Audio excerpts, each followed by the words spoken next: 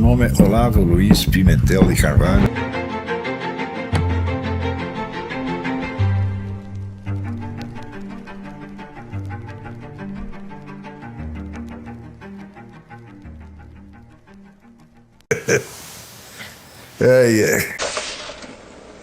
Bom, vamos responder algumas perguntinhas aqui.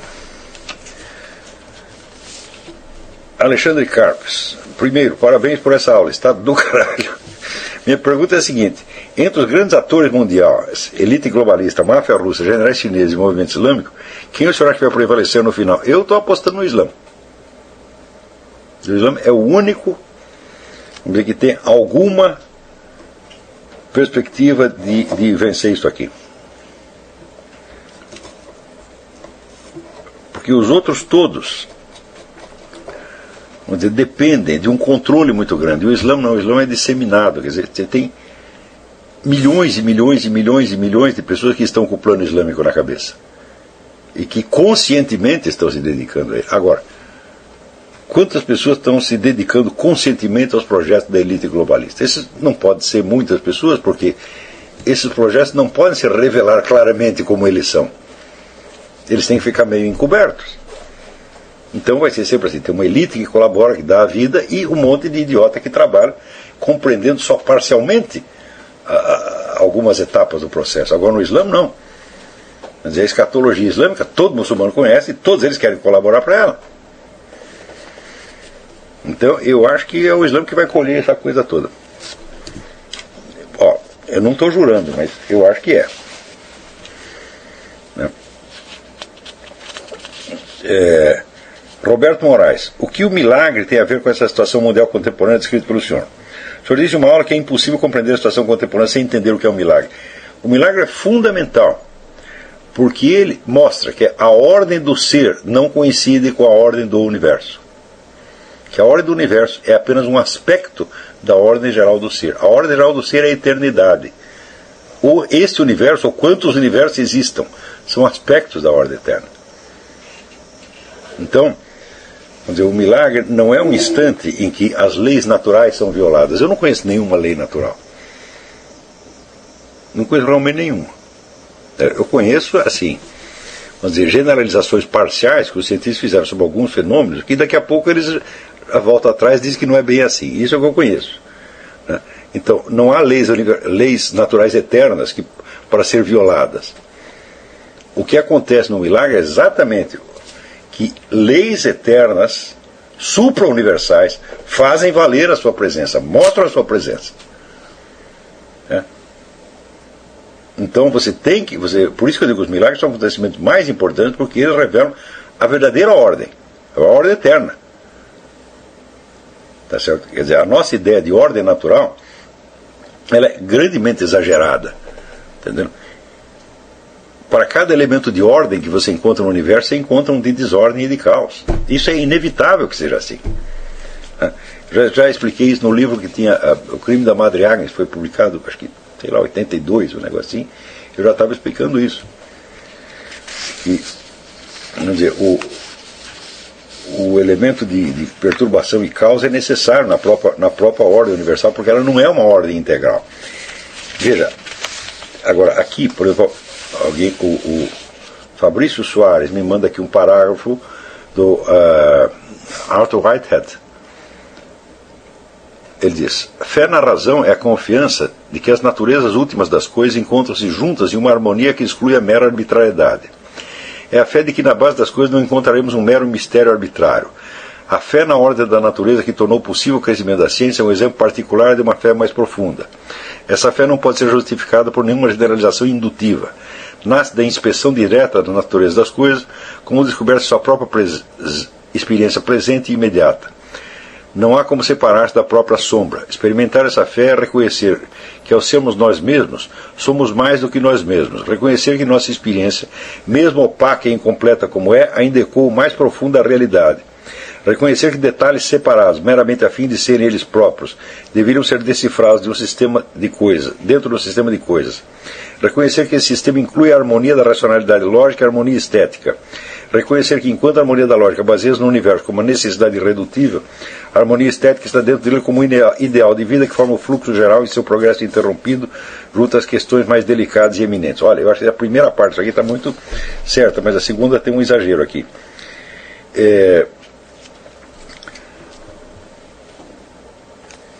A ideia do universo como necessidade, a ideia, vamos dizer, da ordem universal como uma necessidade irredutível, isto não é aceitável de maneira alguma.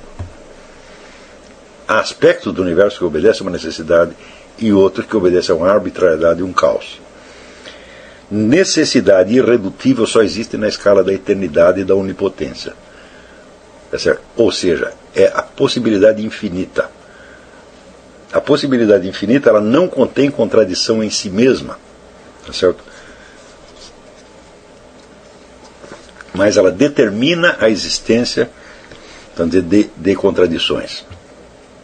Então, por exemplo, o fato de que o que quer que limite a infinidade do infinito é autocontraditório. Existe uma série de elementos até na experiência que nos demonstram isso constantemente. Quando você, vamos dizer, entra em choque certas ideias que você tem, certas convicções, tal, que desmentem de algum modo a infinidade do infinito ou o identificam com o infinito, com o finito. Tá certo? Então também a diferença de racionalidade, lógica e harmonia estética, eu não acredito que isso existe. Mas de jeito nenhum. Eu não acredito que exista arte e ciência, eu só acredito que existe conhecimento. Mais tarde podemos voltar a isso aqui.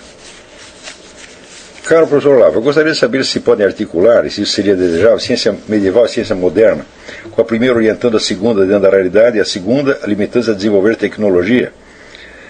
Pergunto isso porque, pelo que tenho ouvido ou lido, entendo que talvez o único mérito da ciência moderna seja produzir tecnologia. Não, o único mérito não é esse, é claro, ela forneceu elementos muito válidos de explicação para uma infinidade de processos naturais. O que falta, vamos dizer, para a ciência moderna é o nível de inteligibilidade que a filosofia requer. E esse nível de inteligibilidade, vamos dizer, é aquilo que, vamos dizer, os filósofos e essas pretensões tinham como exigência primordial. Se você continua lidando com conceitos descritivos que você mesmo não entende, tá certo? Então você está às cegas, como por exemplo, quando o sujeito está usando a metáfora e não sabe o que é metáfora. Não há nenhum problema em você usar metáforas, desde que, porque justamente a metáfora exprime o coeficiente de imprecisão entre as semelhanças e diferenças, que corresponde, por um lado, à estrutura do nosso pensamento e, por outro lado, à estrutura da própria realidade. Tá certo? Agora, se você pensa que a metáfora é literal, então você está tentando prender, vamos dizer, a complexidade do real dentro de uma camisa de força que é apenas uma exigência mental sua. Então, veja, o livro do Wolfgang Schmidt, que chama The Quantum Enigma, é um sinal, vamos dizer, do poder que a filosofia escolástica tem de dar inteligibilidade à consciência, a elementos da ciência atual, especificamente a física quântica. E a física quântica é uma coisa que foi confirmada milhões de vezes por experimento, mas que no fundo a pessoa não sabe do que está falando. Então, você não sabe qual é o coeficiente de realidade daquilo. Então, esse coeficiente da realidade só pode ser obtido se, através, vamos dizer, da análise do conceito, você encontrar precisamente aqui elementos da experiência que ele corresponde, tá certo? E o Wolfgang Schmidt demonstra que a filosofia escolástica é capaz de fazer isso, quer dizer que ela transforma, vamos dizer, um dado científico em si mesmo ininteligível numa teoria inteligível, tá certo? Outro dia um idiota aí escreveu que o Wolfgang Schmidt escreveu um livro para provar que a física quântica confirma a filosofia escolástica. Eu digo, mas o que é isso? A filosofia escolástica está precisando que a física quântica confirme. Ao contrário, ela não está pedindo nada para a física quântica, ela está contribuindo para tornar aquilo inteligível. Essa história de que a ciência vai confirmar a religião, fala, meu filho, só faz-me rir. Entendeu? Vocês estão vendo o que é ciência, o que é o nível de inteligibilidade da coisa, que negócio pobre, nojento que é, na maior parte dos casos. Não digo que tudo é sem ser assim, mas eu acho que 90% é assim. Ou seja, pessoas não sabem do que estão falando e não são capazes, vamos dizer, de analisar a sua própria linguagem, para distinguir se estão usando uma metáfora, até que ponto estão usando, tanto que elas acreditam que tudo que elas estão fazendo é exato, compreensível e objetivo, ao passo que tudo mais é determinado por escolhas emocionais. Fala, não há escolha, essa visão do futuro que os caras têm não é emocional, não. Mas essa ideia de que você vai virar senhor absoluto do universo e controlar tudo e transformar cada estrela vai virar um reator atômico, né, e nós vamos estar lá atuando, nós sob a forma de poeira cósmica inteligente. Não, isso aí não tem nenhum valor emocional. E que brincadeira é essa?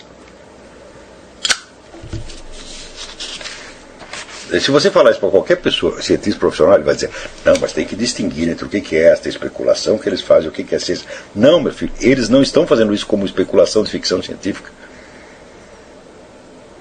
Isso são teorias científicas. Você estuda o que é o princípio antrópico, você vai ver, o princípio antrópico não é ficção, é uma teoria científica. Não tem pé nem cabeça. Tem pé de cabeça sobre certos aspectos, se você o interpretar de uma certa maneira. Mas interpretar de uma outra maneira, que é até majoritária, é um absurdo total.